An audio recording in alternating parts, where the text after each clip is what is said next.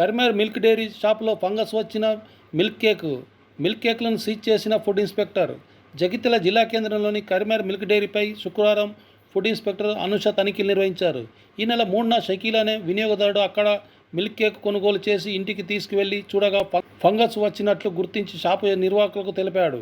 వారు నిర్లక్ష్యంగా సమాధానం ఇవ్వడంతో ఫుడ్ ఇన్స్పెక్టర్కు ఫిర్యాదు చేయడంతో food inspector Anusha Karimnagar milk డైరీపై తనిఖీలు నిర్వహించి మిల్క్ కేక్లను సీజ్ చేసి అనంతరం ఆమె మాట్లాడుతూ జగిత్యాలలో కరీంనగర్ మిల్క్ డైరీ పాయింట్లు ఉన్నాయని, వాటిలో కూడా మిల్క్ కేకులు విక్రయించరాదని తెలిపారు.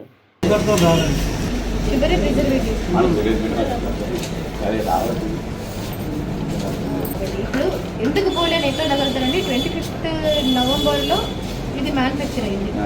మరి మీ కంప్లైంట్ ఏ రోజు అంటే మీరు పర్చేస్ చేస్తారు? డిసెంబర్. మరి ఈ గ్యాప్ మొత్తంలో ఇవన్నీ మాలిపోయి ఉంటుంది కదా.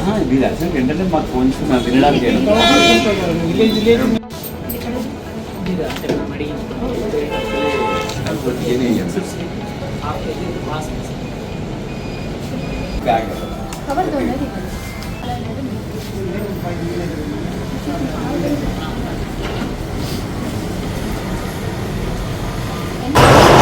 జగిత్యాలలో Karimnagar dairy milk cake customer purchase చేశారు. కంప్లైంట్ బేస్ పైన ఏమొచ్చిందంటే విత్ ఇన్ డేట్లో ఉన్నా కూడా ఇక్కడ స్వీట్లో ఫంగస్ అనేది కనిపిస్తుంది.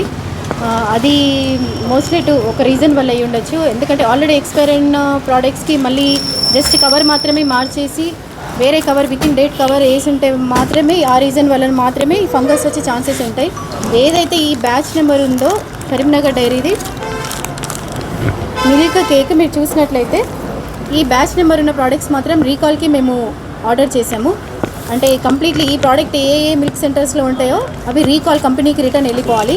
అండ్ కంపెనీ ఎక్స్ప్లెనేషన్ కోసం నోటీస్ కూడా కంపెనీకి ఇస్తున్నాము. అండ్ ఇక్కడున్న ఫుడ్ బిజినెస్ ఆపరేటర్స్ కూడా నోటీస్ ఇస్తున్నాము.